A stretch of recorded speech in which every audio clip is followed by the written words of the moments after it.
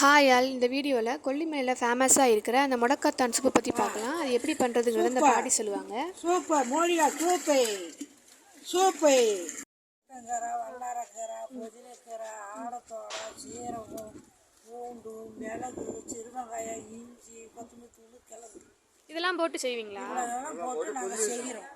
இது குடிச்சா உடம்புக்கு, காய்ச்சலுக்கு, தலைவலிக்கு, கால் குறைச்சிக்கு, கை குறைச்சிக்கு, மூட்டு வலிக்கு இது சூப்பு நல்லது. நீங்கள் எந்த ஊர்? நாங்கள் அரியூர்